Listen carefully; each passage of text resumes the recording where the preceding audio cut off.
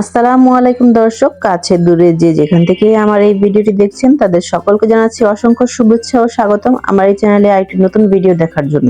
দেখতে দেখতে কোরবানির ঈদ তো প্রায় চলে এসেছে, আর কোরবানি ঈদে আমাদের একটা জিনিস যেটা সবচেয়ে বেশি প্রয়োজন হয় সেটা হলো গরম মশলা গুঁড়া। বিভিন্ন ধরনের মাংসের আইটেম রান্না করার জন্য যেরকম গরম মশলা প্রয়োজন হয় সেগুলো খুব ঘরে থাকা কিছু উপকরণ দিয়েই আজকে আমি আপনাদেরকে বানিয়ে দেখাবো। আর আজকের এই শাহী গরম মশলা গুঁড়োটা দিয়ে আপনারা গরু, মুরগি, খাসি, রোস্ট, কাবাব যে কোনো আইটেম রান্না করতে পারবেন। বাজার থেকে কেনা গরম মশলা থেকে এই ঘরে বানানো এই মশলাটি আরো বেশি ফ্লেভারফুল হয়। তো এই রেসিপিটি দেখতে থাকুন আমার সাথেই, দেখুন পুরো ভিডিওটি।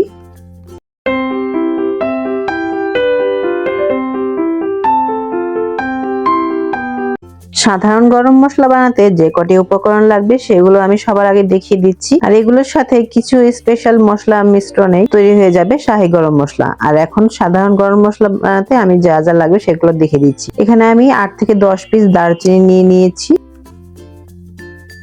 এখানে আমি সবুজ এলাচ নিয়ে নিয়েছি 30 পিসের মতো। লবঙ্গ নিয়ে নিয়েছি 1 টেবিল চামচ পরিমাণ। এখানে গোলমরিচ নিয়ে নিয়েছি 1 টেবিল চামচ পরিমাণ। আর এখানে শুকনো মরিচ নিয়ে নিয়েছি 6-7টার মতো। এটা অপশনাল, এটা দিলে মশলার কালারটা অনেক সুন্দর হয় তাই এখানে দেয়া।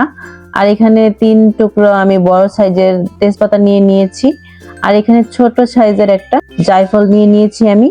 তার সাথে এখানে আমি নিয়ে নিয়েছি 2 টেবিল চামচ জিরা, সাদা জিরা যেটা আমরা সবসময় তরকারির সাথে খেয়ে থাকি, আর 2 টেবিল চামচ আস্ত ধনিয়া। আর এই হলো সাধারণ গরম মশলার আইটেম। এই শুধুমাত্র এই কয়টি মশলা দিয়েই তৈরি করতে পারবেন নরমাল গরম মশলা, যেটা সবকিছুর সাথে দেওয়া যায়। আর শাহী মশলায় কিছু কিছু আইটেম যেটা ব্যবহার করা হয় যেগুলো অনেক ফ্লেভারফুল হয়, আর সেটা হলো সব তরকারির সাথে খাটে না, তাই শাহী মশলাটা একটু আলাদা ধরনের হয়। আর আমি এখন এই মশলাটাকে শাহী বানানোর জন্য এখানে কিছু উপাদান অ্যাড করে দিচ্ছি। আর এখানে আমি দিয়েছি 7টি কালো এলাচ। আর এখানে আমি দিয়ে দিচ্ছি স্টার মশলা। আর এই স্টার মশলাটা অনেক বেশি ফ্লেভারফুল হয় তাই এটা বেশি দেওয়া যাবে না। এখানে আমি বড় সাইজের একটা স্টার মশলাকে 2 থেকে 3 টুকরো করে ভেঙে দিচ্ছি। আর এখানে আমি দিয়ে দিয়েছি সাদা গোলমরিচ, আর দিয়ে দিচ্ছি জয়ত্রী ফুল 3 টুকরা। জয়ত্রী ফুলটা অনেক বেশি ফ্লেভারফুল হয়, আর এটা তরকারিতে বেশি মাত্রায় পড়লে তরকারিটা তেতো লাগে। আর আমি এখানে অ্যাড করছি মিষ্টি জিরা অথবা মৌরি 1 টেবিল চামচ পরিমাণ। এ হয়ে গেল আমার শাহী মশলার উপাদান। এখন আমি এই মশলাগুলোকে হালকা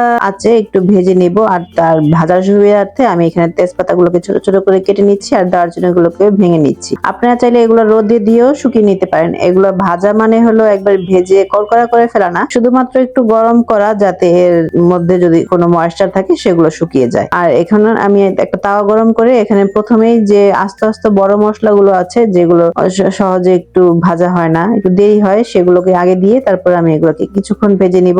কিছু মশলা আছে যেগুলো অনেক শক্ত, সহজে ভাজা হয় না। আবার কিছু মশলা আছে যেটা চুলায় দেওয়ার সাথে সাথে পুড়ে যায়, সেই জন্য যদি মশলাগুলো না পুড়ে তাই এই ধাপে ধাপে মশলাগুলো ভেজে নেওয়া। আর এই পর্যায়ে আমি সম্পূর্ণ সময় চুলার আঁচটা একেবারেই লোতে রেখে দিয়েছি, কারণ আমি এগুলোকে কড়কড়া করব না, শুধুমাত্র একটু গরম মুচমুচে করে নিব। আর ভেজে কালো করা যাবে না, কালো করলে মশলার ঘ্রাণ এবং কালার দুটোই নষ্ট হয়ে যাবে। আর সবগুলো মশলা আমি ধাপে ধাপে ভাজার পরে এখানে আমি লাস্ট পর্যায়ে জিরা, ধনে আর মিষ্টি জিরাটা দিয়ে দিচ্ছি। এগুলোকে আমি কিছুক্ষণ ভেজে নিব। রোদে দেওয়ার ব্যবস্থা থাকলে 2 ঘন্টার মতো রোদে দিয়ে একটু গরম করে নিয়েও এই মশলাটা করা যাবে, অথবা চুলার নিচে দিয়েও গরম করে নেওয়া যাবে, কিন্তু এখানে আমি তাওয়াতেই গরম করে নিচ্ছি। এভাবে হালকা ভেজে নিলে মশলাটা দীর্ঘদিন ভালো থাকে, আর ফ্লেভারটাও ভালো আসে, আর ব্লেন্ড করতেও সুবিধা হয়। আমার মশলাটা ভাজা হয়ে গেছে, এখন একটা প্লেটে এটাকে আমি ঠান্ডা করে নিচ্ছি, তারপর আমি ব্লেন্ড করে নিব। আর এখানে আমি সাধারণ গরম মশলাটাও একটু ভেজে নিচ্ছি, সেটাও আপনাদের সাথে শেয়ার করলাম। আজকে গরম মশলাটা আমি ব্লেন্ডারে গুঁড়ো করব। আপনারা চাইলে শিলপাটা অথবা হামাম দিস্তায় গুঁড়ো করতে পারেন। আর ব্লেন্ডার অথবা গ্রাইন্ডারে গুঁড়ো করলে ব্লেন্ডারের পাওয়ারটা যাতে একটু বেশি হয় সেদিকে খেয়াল রাখতে হবে।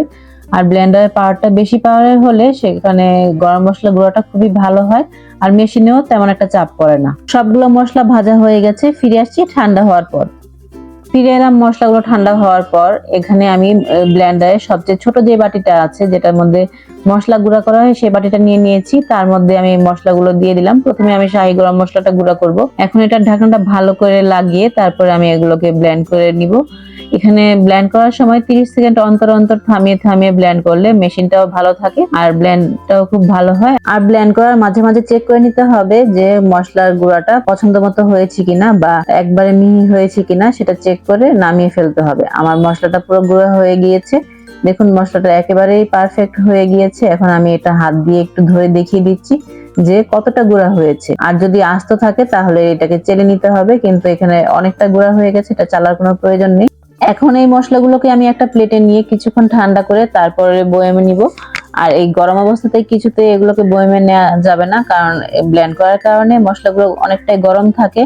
আর বয়ামে নিয়ে ঢাকনা বন্ধ করে রাখলে এর থেকে বাষ্প ওঠে, মশলাটা ভিজা ভিজা হয়ে যায় আর সেটা বেশি দিন সংরক্ষণ করা যায় না। তাই এগুলোকে ঠান্ডা করেই আমি বয়ামে স্টোরেজ করব। কথা বলতে বলতে সবগুলো মশলাই আমার ব্লেন্ড করা হয়ে গিয়েছে। এখন এগুলো ঠান্ডা করে তারপর আমি বয়ামে নিয়ে নিব। আর মশলার যে এত সুন্দর গ্রান বেরোচ্ছে, আপনারা যদি সামনে না থাকেন তাহলে কিছুতেই বোঝানো যাবে না। আমার মশলাগুলো ঠান্ডা হয়ে গেছে, এখন আমি কাচের বয়ামে নিয়ে এগুলোকে স্টোরেজ করব। আপনারা চাইলে এগুলোকে ফ্রিজে রেখেও স্টোরেজ করতে পারেন, অথবা একটা এয়ারটাইট বক্সে নিয়ে আপনারা 6 মাস থেকে 7 মাস পর্যন্ত এটা অনায়াসে রেখে খেতে পারবেন। আর এই শাহি মশলাটা এত বেশি ফ্লেভারফুল যে কাচ্চি বিরিয়ানি অথবা বিরিয়ানি, রেজালা, রোস্ট, কাবাব যে কোনো রান্নার ফ্লেভার এবং টেস্ট দুটোই দ্বিগুণ বাড়িয়ে দেয়। তো ফ্রেন্ডস, হয়ে গেল আমার 2 ধরনের গরম মশলার রেসিপি।